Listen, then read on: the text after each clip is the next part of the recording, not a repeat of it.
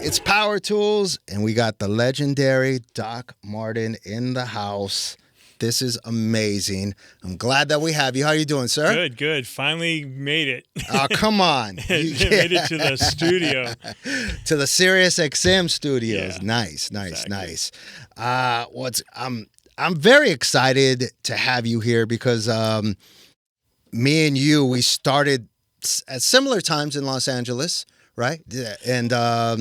And you took an incredible path. We each had different paths. And as I did research on you, I was like, I had no idea he did that. You did that? He did that. And I was just really fascinated about a lot of things. And let's just get started off with, you started in San Francisco. And I wasn't even aware of that at the beginning. Yeah. I always thought you're the LA boy. It's LA Doc Martin. But talk to me about how you got started, because you were DJing in the late 80s, and this was before house music, right? I started in 86 in San Francisco, and I used to go to all the gay record stores because they had all the cuts, all the imports. And I just started buying records from Chicago, Detroit, New York, and they're like, oh, you like house music? I'm like, if you say so. I don't know what it's called. Okay. Because, there was no internet, so we had no, communication with New York. Right. And then a little mixed mag started getting over here like in the 88, 89. Right.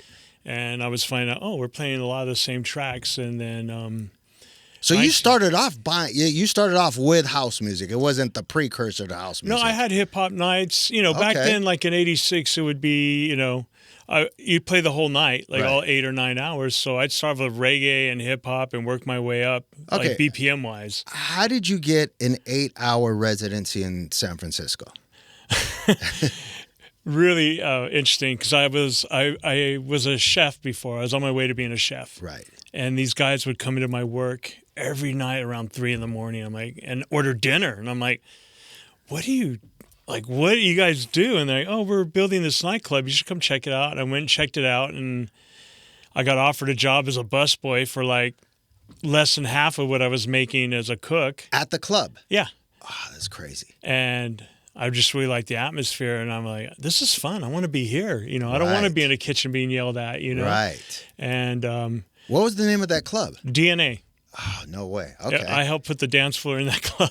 No way. That's crazy. And then I did every job. I was a bar back. They had me bartend for about a few hours, found out I sucked, and put me on the door. And then I got asked to DJ because they were doing things where they were grabbing people that were in the scene and putting them on. Like, here, bring like 30 of your favorite records and play, And I'm like, okay, I can do this.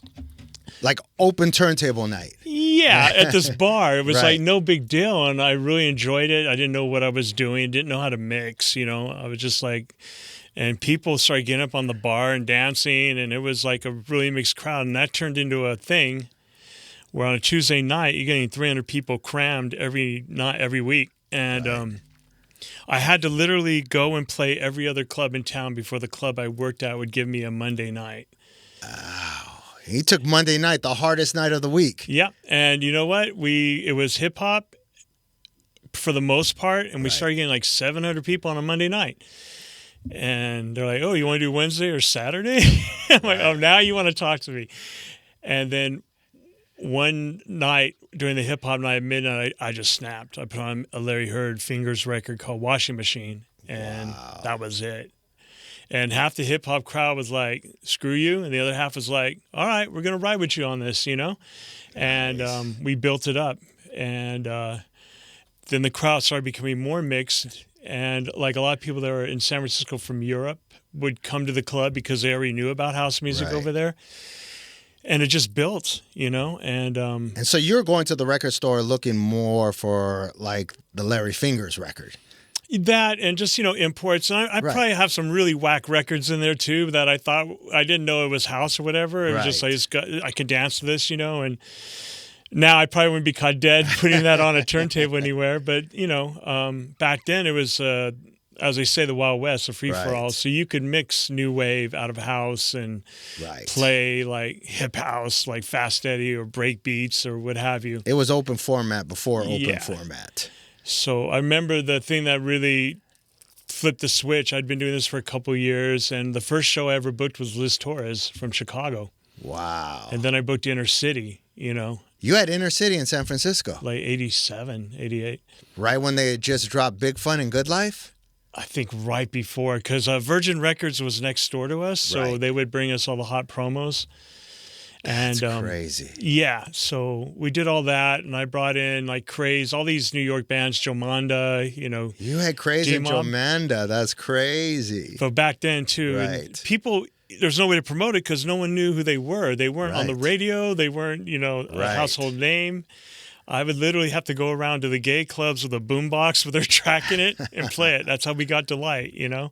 Wow. That is insane. Okay, okay. And this is like, this has to be like 87, 88, 89. That's so then what brought you to LA? What made that big move to LA?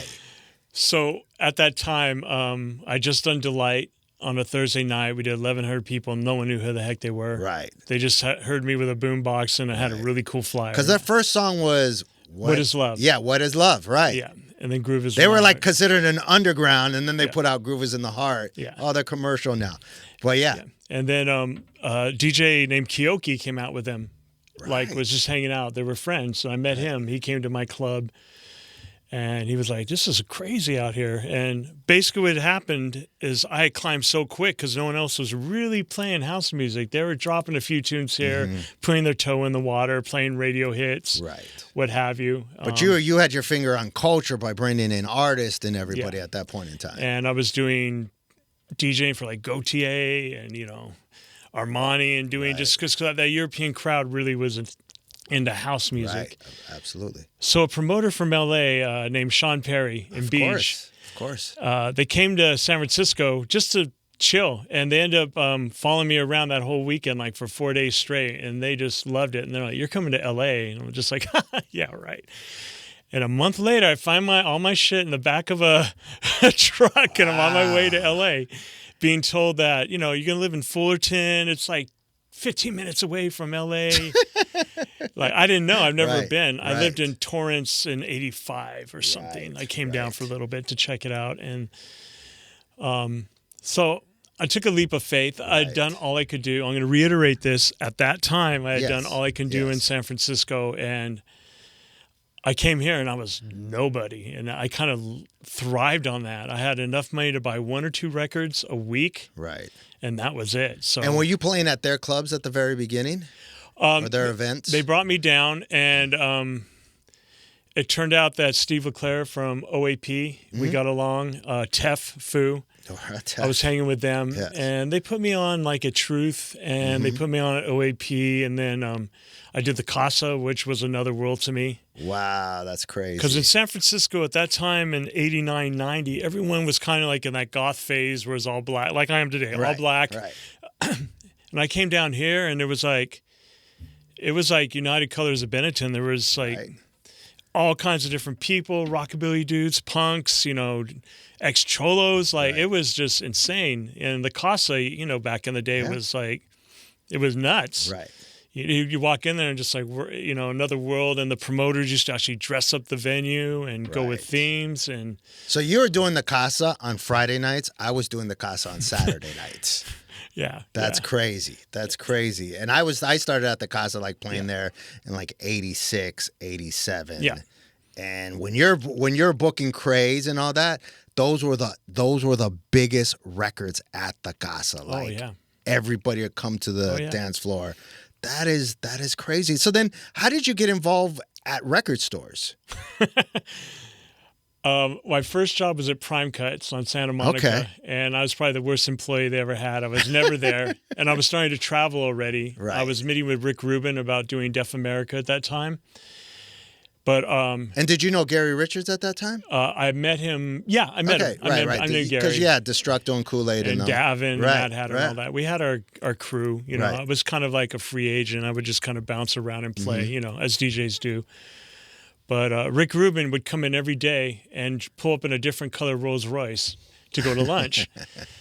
And we were just chopping it up because I'm a hip hop head as well. And I knew his history very well from back in the day, you know, the beginning of Def Jam. And before that, even, I used to go to New York to buy records in 86, 87. I come back with all this hip hop and house and, Wow. and, But his vision was to do more of a, let's take these big records from Europe, you know, like Quadrophenia and all this. And my vision was more on Detroit and Chicago, more homegrown on the U.S. So I basically was like, well, why don't you talk to Gary? His family's in the music business already. Right. And it was probably a smart move because Gary and him ended up doing Knott's Berry Farm after that. Right. You know, Rave America. Yeah. And things. And Gary and I are still friends. Like I just met with them in New York a few months ago. And, you know, all the people I've had as friends, you know, we're still friends from then. There's no like, no matter how many years go by, you know. That's awesome. So then you're at Prime Cuts, right? You're the worst employee, but like how I got to know you, you were like the guy at Beat Nonstop, and if you wanted the best records, you had to go when Doc was there. Yeah, because back at that time, a lot of people working the stores were hoarders. Right. I'm not going to mention any names. You know who you are. They would take 3 copies of the same record and put it in the bin in their hold and wait like a month, then leak it out so they could play it everywhere. Right. So I've always been that guy, like, if you're a bedroom DJ or you work at, you know, arena or wherever, I'm going to hook you up. I want LA to have the best music. I've always been like that with LA, like, or San Francisco when I lived there. I want you guys to have the best music. We can't be playing whack crap in the clubs. And a lot of the DJs just get mad because I would give bedroom DJs cuts just because they got in first. Right. So Prime Cuts, they knew people were going to come every week regardless whether I'm there or not because it has the rep. Right. And they were really hard on ordering. Like they had a great disco section for classics. They had amazing buyer for Italian house. They were doing direct from Italy. Right. So had all these cuts, these tribal cuts that you weren't going to see at the other stores. You know, every store kind of had its specialty. I'd go on my lunch of Street Sounds, run upstairs, talk to Frank, try to get pull out some cuts from underneath the counter out of the holds, and you know. Right.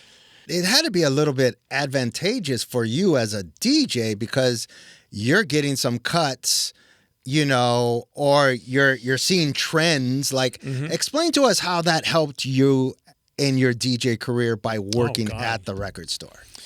As being the house buyer, I'd get all the promos. So all those New York labels like Strictly, Emotive, Nervous would send me the white labels of everything because we had to order them. Right. And I would order, you know, pretty much everything because between, you know, the scene in West Hollywood and down where you guys were doing the Dome, there was different crowds for everything, the underground. So you're looking at the whole LA, all the different pockets and how you're ordering for that. That's crazy. Because I learned early when I was learning to play, you please people in sections. Like you have a hip-hop crowd, give them a little bit, give the reggae, then everyone's dancing, then you drop the house on them, and you got everybody all night. So, and it was good because we're able to open a lot of minds to people that might have only played hard house. They were buying deep house now. People are buying deep house. Oh, this is kind of a cool Chicago jack track, you know? Right. And by the time I got to Beat Nonstop, which was crazy because I was just kind of filling in, ended up working there for a little bit. Right. But they were selling like $30,000 in house alone. That's crazy. You know, to LA. Right. So people were coming from everywhere. Right. I talked to, and I guess because I wasn't at the record store and really didn't have that perspective, but a couple of distributors were telling me that LA was selling more house music than even New York at times. And I was like, oh, come on, you're just trying to butter it up. But you're kind of, now that I never really thought about West LA. I mean, LA is so big and so diverse. There's a lot of DJs. And we had a lot of stores. Yeah, even DMC, other stores, you know. I'd go DMC once in a while. They're always really cool there, and you know, and they had stores on the east side, like Exodus and stuff. Yeah, for sure. And stores in the valley. Yeah, that's crazy. And I'm sure from being the buyer, did that help develop some relationships for you to start playing in New York? Like, how did you start traveling, becoming international? Because, and I may be wrong, but from my perspective, you were the first LA DJ that started really going international that I saw. Yeah, like 92, 93. Right. What had happened was Herb Magazine did that cover story, and Herb Magazine was one of the only magazines being distributed nationwide. Right. Shout out Raymond Roker. Yes, Raymond. Yes. There's a few things that fell into place at the right time. Then I got asked to be the tour DJ for DEEE-LITE. So I did the whole country that way. Okay, how did you become the tour DJ of DEEE-LITE? Well, I was the first person to bring them out outside of New York to San Francisco. And then they came on their second tour. I played SF, and I played the Palladium with them here. And then on their third tour, I'd already been to New York. I've already stayed at their house on Broadway and like became friends with Dimitri and Kier. Actually, I still see Dimitri when I go to Berlin. Nice. And they're like, well, we need some tour DJs. They got a guy from Giant Step to cover that. And he goes, they had all the New York DJs. I didn't even think about it. And then like a second later, he goes, do you want to be our tour DJ? I'm like, okay. Yeah, I can do that, stand on a bus and bring 2 crates of records and go on after the biggest song in the world. Yeah, no problem. So that took off. Had you, I guess at that point, had you traveled around to all the different cities in America? So you were already touring in America. Okay. Yeah, because, I have to back it up. That first meeting with Kyoki, like in 89, 88, he invited me to come do the Limelight. Oh, nice. Disco 2000. Nice. I did that. Then Frankie Bones was coming here, and I played with him. He really liked the way I played. He brought me out to Storm Rave. And then there's a promoter there that brought me out. I had a residency at the Roxy, which is like where they serve. LA? No, the Roxy in New York. Oh, no way. That's like a 25-person dance floor. I was like shaking. I couldn't get the needle on the record when I walked up there. That's because the turntables were bouncing. It just, coming from here and having that really strong community sense and going to somewhere like New York where they're just like... Right. Exactly. Oh, check out Homeboy. He's trying to get off, And like, I would just always play underground music. And, a lot of people that wanted radio stuff, like what was played on the top 40 stations were just like, nah, we're good. But another crowd came in. Nice. And a lot of DJs came out of that scene. I met Armand Van Helden before he was producing. I met a lot of people like that. And we kind of formed our own crew, Joski, Harry Romero. I was in at the beginning of Eric Murillo's label. The old Subliminal days. I was there. I was the first them. I toured with them in Europe, worked with them in the studio, stayed at Eric's house, just a lot of things. A lot of this, and you could correct me if I'm wrong, I think was based on just solely you as a DJ, as a vibe creator. Like people wanted you. It wasn't about the records necessarily you were making. It was more about your DJ sets that everybody was in love with. I wasn't a producer. I'm still not a producer. I'm a DJ who makes records, Right. I'll never claim that. I can go turn on the computer and make a track, Right. Yeah, I mean, but getting all these promos, I was playing records in New York that were New York records, and people were coming to, what is this? I'm like, this is a Strictly Rhythm. You guys, That's crazy. I mean, I have not to jump around, but no pun intended. There you go. Funny guy. I still downplay that record. Wasn't me. Yeah, it wasn't me. But one thing, going back to your DJ sets, I used to go study DJs, right? That was kind of like my thing. I wanted to hear Carl Cox play. I wanted to hear Little Louie play, and I'd always write down notes. And I remember everybody's like, you got to go hear Doc Martin. You got to go hear Doc Martin. I was like, all right, let's go hear Doc Martin. First of all, I used to wear Doc, so I thought your name was cool as fuck. And then I remember watching you play, just standing there watching the crowd. And I still remember this because I still remember the notes from every DJ. And my note for you was, he plays the right record at the right time. And I thought and I wrote it, but I don't know if I necessarily processed it at the beginning, but I remember just like, damn, like the crowd's snapping right now, but he brings them down, but you come back. And I think like in today's world, that's a lost art. Like DJs don't know how to play the right record. They know how to keep the energy here. Yeah. Right? Yeah. Talk to us about maybe, some of your programming techniques that you still apply today. playing the right record at the right time, creating the vibe. Yeah, I mean, I think with a lot of the DJs now, they really understand momentum, Right. like keeping the energy. But with people that have been in it while you have experience, understand energy levels. Right. And there's ways without the whole energy dropping out of the room to bring it down slightly. And it's like a snake. You're recoiling for the next hit. Right. And I do that quite a lot. And I started playing on 3 decks, like turntables. Mm-hmm. But it wasn't more for cutting, scratching on it. It was more for blending and making mixes up, which is hard as heck on vinyl because there's no looping. There's nothing. You're in it. With CDJs now, I think it's a lot easier. I can bring in acapellas from the 80s, 70s.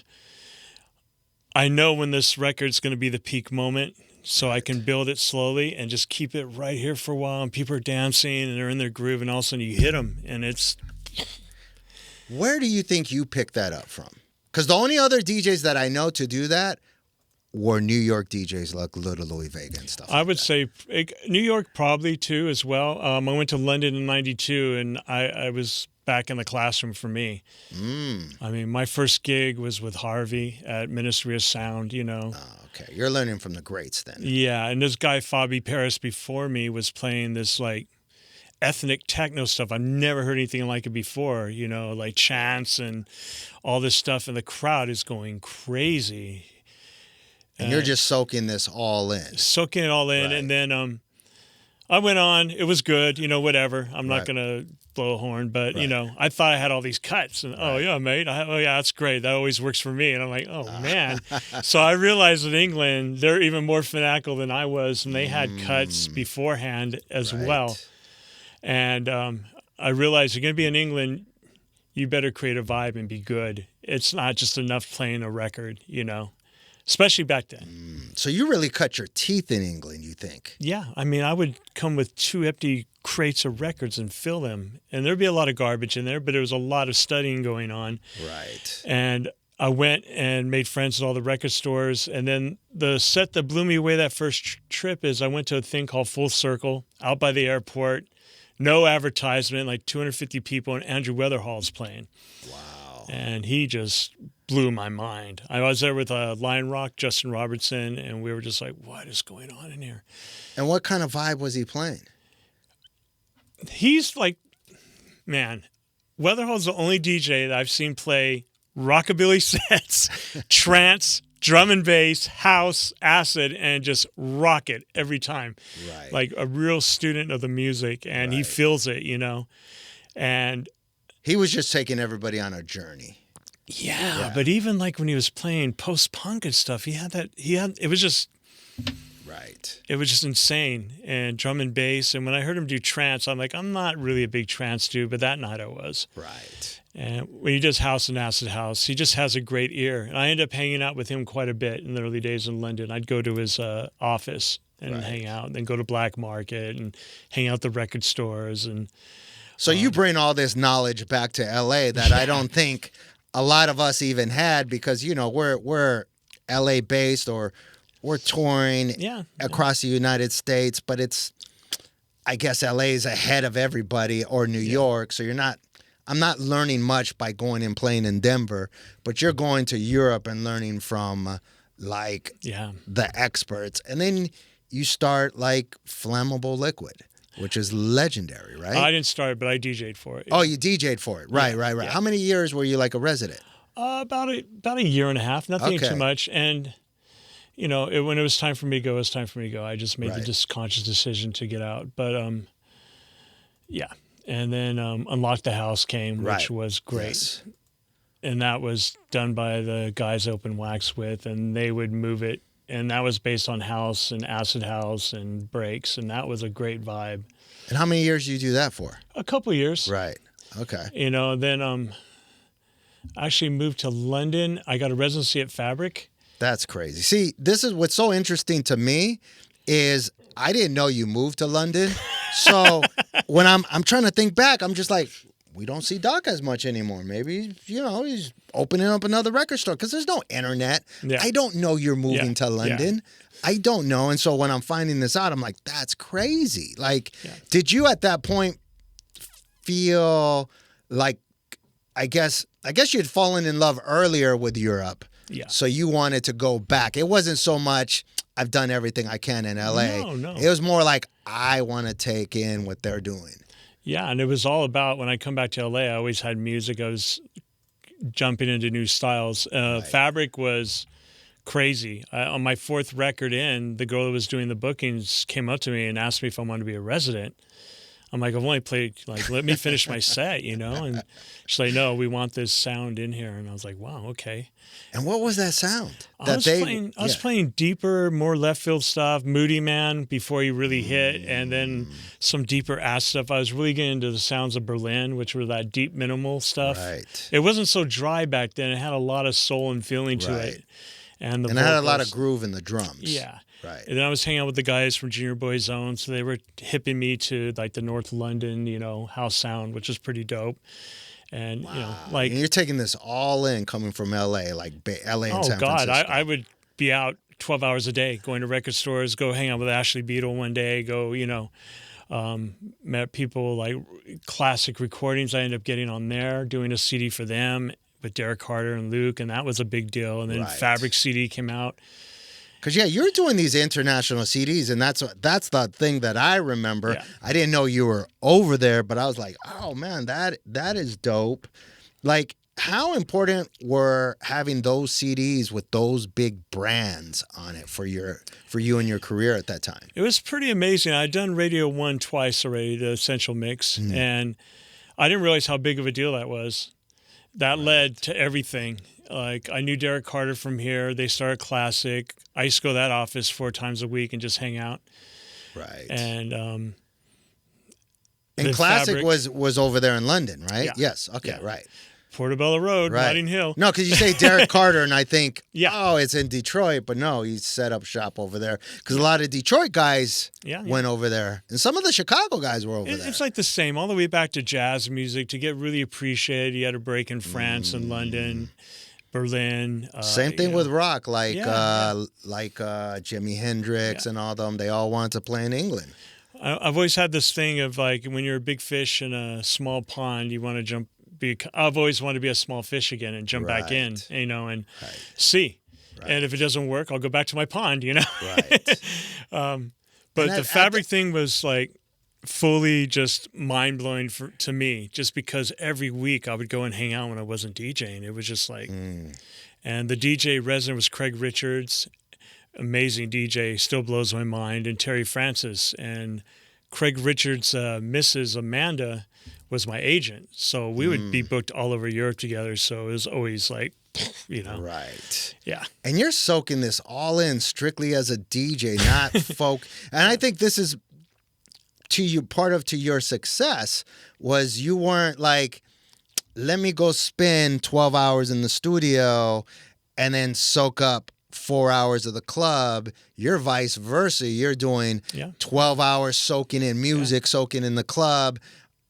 Let me go see if I can do a tune. And I think that's, now that I have that understanding. And then I read somewhere about you were doing these mix CDs, and this to me, I think is crazy. I read that you were doing them live. Oh, yeah. That's all of them. Crazy. Like, none of them are studio recorded. I mean, I wish I had that vibe going on. Well, just because for me, it's like, if they're going to go hear you DJ, right, there might be some things that are a tiny bit off or whatever. It's unless you're doing cookie cutter 16 bar, you know what I mean? Right. And that Classic CD was the hardest thing, because I had there were records with live drummers in it, and there was just like so many takes on that. Right. And just like, do it again. The pitch control. Do it again, yeah. Yeah, keep it on. And the mixer I was using was a broken Pioneer, so one of the channels, there was no cue. I had to like creep it in, and then I could adjust it and get it in the mix. That's crazy. Yeah. And I was doing that by ear. So it was a very stressful thing to do, and that's why some of the tracks are just all over. But the vinyl did incredible, because there was so many cuts on it. I did a mix of Blaze Lovely Day that was only available on that record, Right. Like a 10-minute mix of that, and just, other things. And you're staying, I guess, true to your vibe. You wanted to capture, if somebody, like you said, if somebody heard you at Fabric, you wanted to be true on that CD. Because on that Fabric CD, you would hear deep. You heard breaks. You would hear some acid, a couple vocals here and there, and that's how I play. I mean, right. I go with the mood. If I'm like, oh, a breakbeat would be dope right in here, Right. and just slide it on in. Right. Nice. I think that's some LA stuff, because I remember like I would play a couple breaks in my set, and I remember going to Chicago, and I was playing at a club with Bad Boy Bill, and I'm like, yo, so what's the biggest break? He was like, we don't play breaks here. No. I'm like, okay, I'm gonna educate people. He told me, he goes, I don't know if you should do that. Cleared the dance floor. Oh yeah, you got to do that a few times to get to really feel it. Cleared the dance, and I still remember he came up to me. He's like, educating him, man. Right, smart ass, go chicka over there. Right. Yeah, it's interesting. It's a very California thing, right, to ride the gauntlet. But they were going for that in the UK. They were, and then they weren't. And actually, Aqua Boogie had this breakbeat record that I used to love. It was a Sugar. Yes, Acid Funk. That record, yes, the feeling. Yeah, I love that record. I would go and play it in Europe, and people are like, "That's the one I cleared the floor with in Chicago." Crazy. But like Chicago's a very specialized market, Right. I go there. I know better now. I've done a few bombs there, Right. And I absolutely love it there though too, because I get to show another side of my DJing, like Detroit, and because you like playing disco too, and having that disco influence. Oh yeah. I love it all. Yeah. Music to me, it's all relevant. Right. I think I know you can get more popular quicker by just doing one thing and grinding it into the ground. You become known for that, and then it comes and goes in style. And when it comes around, you're the hot. Then when it goes away again, you're like just underground doing a few gigs here and there. Right. It's just the way things are. I've always been open to everything. I want to create more of a vibe than that guy's deep house or that guy's breaks or that guy's techno. Yeah, because I guess you can't really if you say Doc Martin, you can't put you in a box. You can't. For better, for worse. Sometimes it's like. No. I think it's for better. I think it's really, really cool. One thing I wanted to ask you about, and I saw this just on a blurb, and this kind of goes back. Your mom used to sing for Jefferson Starship? She had a few appearances, yeah. And I remember being 5 or 6 and being in their mansion across the street from Goldgate Park. In whose mansion? The band's mansion? Yeah, Jefferson Airplane Mansion. I just remember being all black with blue pinstripes. It was like one of the ugliest buildings, I think, but they were just a big circle of people passing a cigarette around, what I thought was a cigarette, And this is your introduction to basically, entertainment lifestyle. And my uncle was a Shakespearean actor. He was in a movie with Clint Eastwood. My grandmother was an opera singer and sang in the Olympics. I mean, it was all around me. Right. One of my best friends was from Jamaica, so I got educated in reggae that way. Wow, that's crazy. That is. Yeah. When I hear that, I'm just like, okay, it starts to make a lot more sense because you can't, like we go back to, you can't put you in a box because you've taken in so many different experiences at the beginning of your career. Which is, So then this is going to be, I think this is going to be maybe hard, maybe not. Who is on Doc Martin's Mount Rushmore of DJs, not producers, just strictly DJ their sets?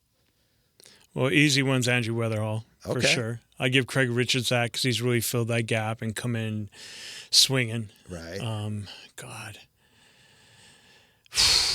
Only 4, huh? 4. Or we can go 5 if you want. All right. A lot of people, I always think it's 5, but we can go 5. We need to put another one up there.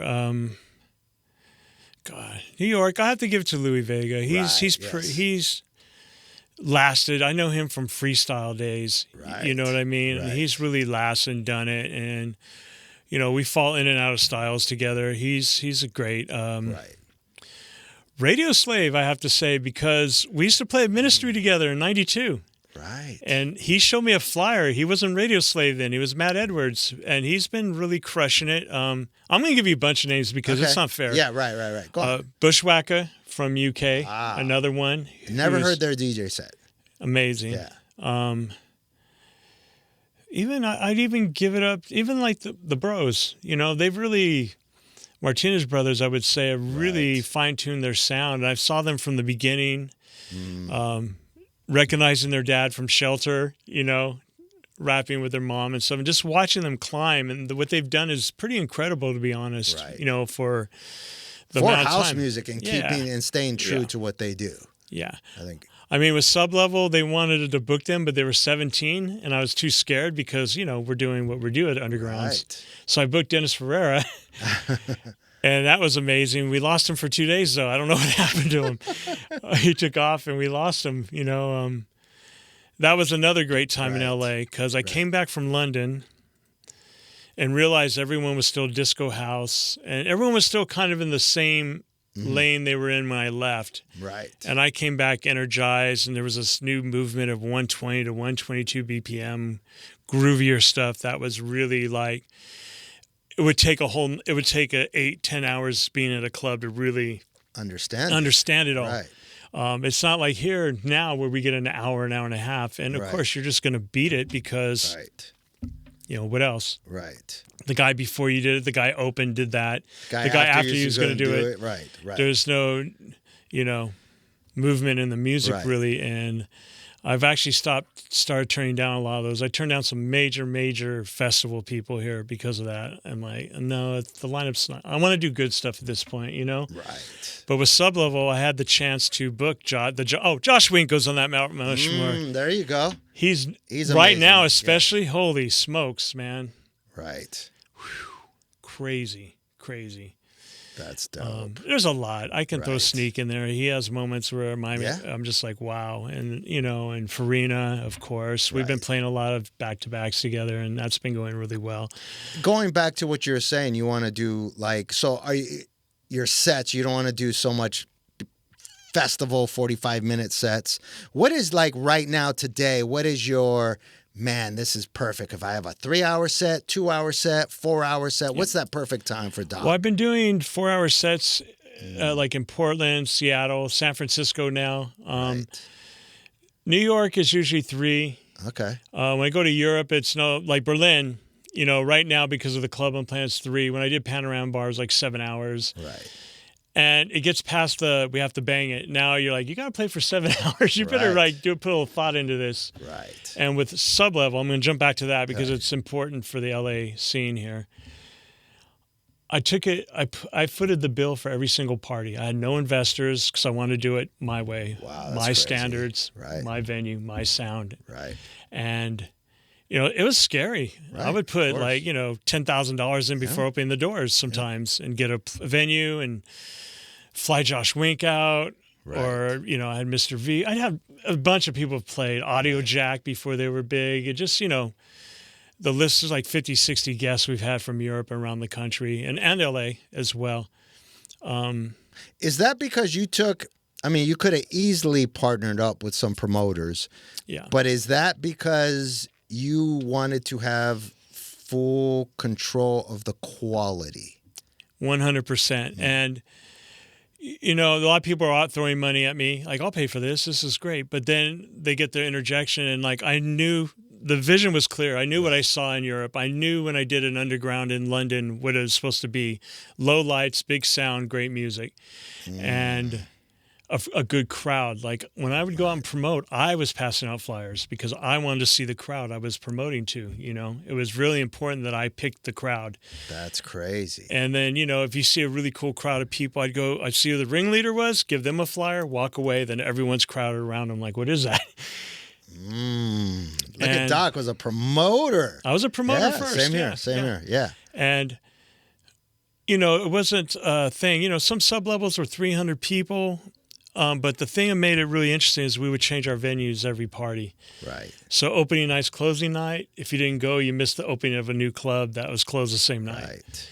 And then there's a few we used. We got away with these churches and movie theaters and warehouses and Right. lofts, and LA style. Right. And that's what I tell everyone. When I first moved to LA, it was warehouses everywhere. Right. People needed money. They were renting them out. People were breaking into warehouses. Right. That is insane. And how long did you do Sublevel for? Still doing it. We had our 25-year anniversary in Right. February. I saw that. But I guess for that one big run where you were doing it consistently. Every month. Right. Yeah, it was so stressful. My garage is full of bar stuff. Right. A venue would cancel on you 2 weeks before, Uh-huh. and you've already sold 250 tickets or Right. 300 or whatever. I have to go out and hustle and get another venue, and Right. But I had a full crew, bar, sound, door, everything. We had it rocking pretty well. Right. So the morning sessions, people would show up at 5, and we go to 9 or 10, and that would be more deeper house and disco, and the acid techno and breaks would be before that, when the energy of the night, Right. planning a night energy wise, And what set are you playing at Sublevel? What time are you going on? It depends. We have a guest. I'll usually go on 3, Okay. which kind of made a few people mad in the beginning because, they're used to 2 a.m. culture. Right. And actually the first party we did, we opened at 1 a.m. on New Year's Eve, and that really ticked off a lot of people. Well, yeah, I wasn't even thinking it's New Right. Year's. People want to get there and go Happy New Year. I was just Right. like, we want to start at 1. We're going to go to 11 in the morning. And Right. people were staying in line at New Year's. I felt so bad. Oh, bringing in the new year. That's and awesome. we had a juice bar and, Right. food. I learned that from some of the New York, New York clubs, like the Loft and stuff, that kind of like family vibe. Right. And we started getting the same people over and over. And even to this day, we did our 25 year, a lot of people flew in from New York, Chicago, San Francisco. It was really a good feeling, Right. That's amazing. Still the same stress. Oh, yeah, twice as much money now because everything's gone up. But, Right. we took a movie theater, cleared out all the seats, put in a huge sound system, Nice. custom lighting, and had Radio Slave come out from Europe to play. Right. And, it was great. That's amazing. I love that. Yeah. I love that you're still an ambassador to house music. And what I also love is that you still love new music. Oh, yeah. And I think, and I have that same passion. I mean, that's why we Yeah. still do Powertools. Yeah. Still going, listening to the 100 to 200 Yeah. promos a week, finding those gems. Mm-hmm. I think we're in an incredible time right now because now you have all these 21, 25-year-olds discovering their version of house music. Yeah. And and there's some resemblance to our version where we came in. Yeah. And there's some differences. I think it's healthy. Where do you stand on it? I'm not a hater. I think it's a good thing. I think also it's a good time to be teaching as well. Mm. And that doesn't mean going and playing the top 10 hits from yesteryear. Right. Dig. There's great records that never really got played. Right. Records that were your beat cuts that sound so good now compared to what's being made. Right. I'll hear a new record and go, oh, they sample this. I'll put them together, and there's the mix, Mm. And I get asked more about old music than new music, to be honest. Right. Unless it's an absolute slam dunk banger, Right. A lot of the music I play is unreleased, unfortunately, because I really like the groove, Right. A good example is this guy, Raxon, that's on Maceo Plex's label, sent me a remix of Run DMC. It's like that he did. Right. He tore the backside out of the Jason Evans mix. It's like a whole other world now, and people just lose it. And Right. I can't share it. I think I see you played a clip online. Yeah. Yes, that's where I heard it. It's got the droney Right. and all that through it. And it's pretty new school, Right. I'm still learning, Right. I learned from new kids. I don't look down on anyone because they're getting into it, because everyone's going to, I just tell every new DJ, let your personality come through. Don't copy. Don't be Hot Since Right. 82, Right. Don't be Carl Cox. Be you. That's what's going to get you somewhere, 100%, man. Yeah.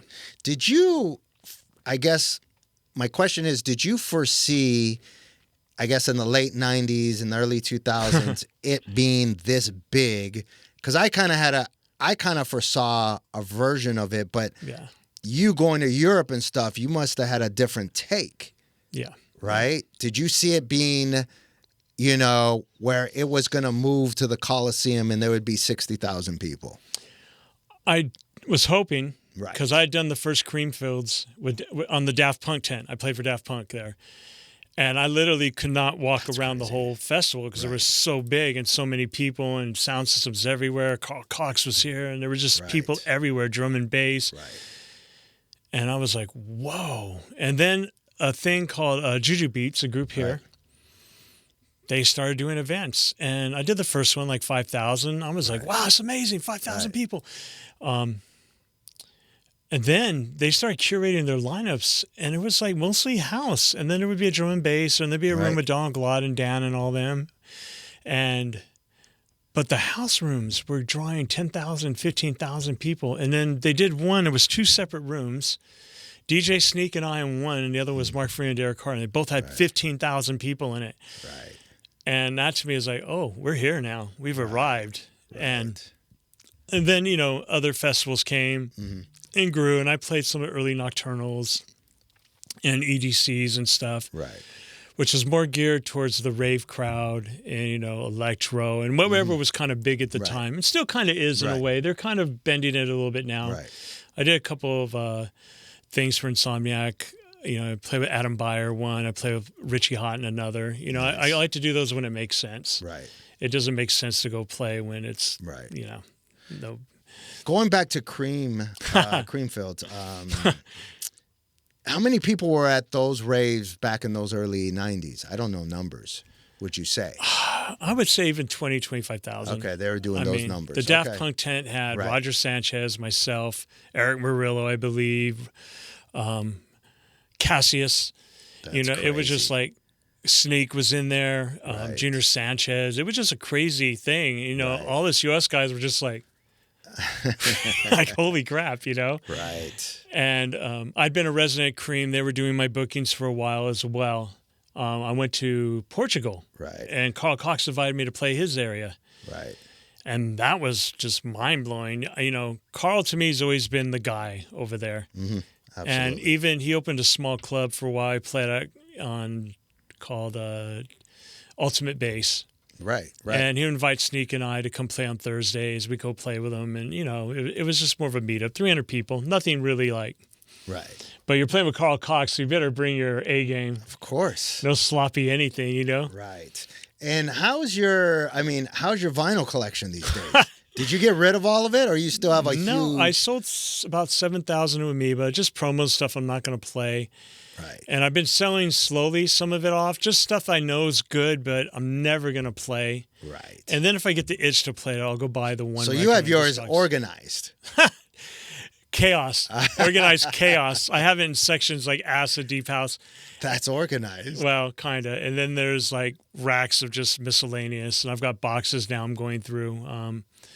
I've got a couple people I'm selling big orders to. People will hit me up and say, send me $1,000, whatever you think is good.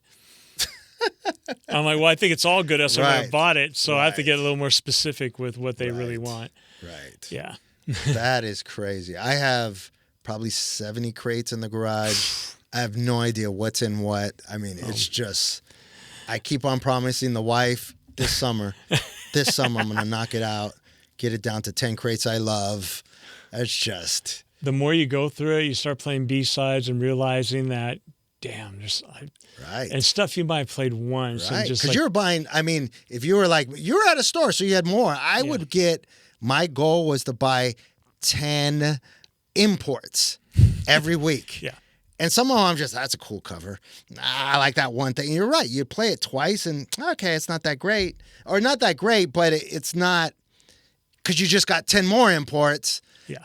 But that cut, if you go back and sample it, might be pretty dope. And you might have, because you didn't know the record, dropped it the wrong time in a set, and it just gave you a bad, sour taste about that one record. Right. Then you see a video on YouTube, some guy getting 800,000 hits playing the record you put in the bin, put back. Right. And it goes back to playing the record at the right time. Yeah, and it's harder now with digital music because I'm sure your promo bin, going from a Billboard reporter and getting everything to now. Right. Sometimes 100 promos a day, and there's no way I can go through it. And I feel bad because a lot of them are from friends and people I've known and met, and there's just no way. I still spend probably way entirely too much time listening to music every day. She can vouch for that probably, but it's just part of me, and half of it never gets played, half it's in the stick, to be honest, and I'll come back to it 3 months later, and like we were talking about, right time, right place. Right. What labels, like, do you instantly open their promos for? Because you're like, I love the stuff that they're putting on it. Oh, man. Well, obviously, Red Kid's Radio Slave's label. Right. He's one of the top 5 selling labels next to Defected. And the variety of music he puts out, it's all underground. It all hits a chord with somebody. Right. Actually, I've got a release coming out in July on that label. I'm extremely excited. I sound this record for 5 years because I wanted to go to the right place. And him, I would say that I always, I'm a Maceo Plex fan. Okay. I do love his stuff. I love it when it's grittier and dirtier. Right. He has a certain sound, the way his snares and drums hit. No one does it like that. Right. You put that record on, oh, shoot. Right. I love Dino Lenny as well. A lot of European guys, Right. So there's certain people in certain labels you just automatically open up for. I gravitate towards. Or, I know a lot of producers as well. So Joski's another guy. Right. He's just I've worked with him numerous times in the studio, and to watch him work is like magic. I'm like, wow. So while I was gigging, this guy was learning his stuff, and he really knows it. Right. Almost too good. It's almost like, wait, slow down. let's get these right. Harry Romero, another one. He puts out very few duds. I would say I could probably count on one hand. Right. Everything is just beast mode for him. Right. And great guy. Plus, he's very humble still. And everything he gets, he deserves, Right. Well, this is awesome, man. I appreciate you coming on. I appreciate everything that you've done for Los Angeles, but not even just Los Angeles, just a stamp on house music, deep house, disco, whatever you want to call it. And really like being a true vibe checker as a DJ, because it's I can count on maybe on 2 fingers. I mean, not on 2 fingers, on 2 hands. Like that. On 2 fingers. On 2 fingers. There's very few DJs that could still hold that quality today. Yeah. And walk into a room today and be able to still do it with new music and with old music and be able to like go back and forth. And I think it's awesome. I think it's a testament to you. And now that I understand your journey, I understand where all that came from, which is awesome. So thank you for coming on Powertools. Thanks for having me once again. Powertools.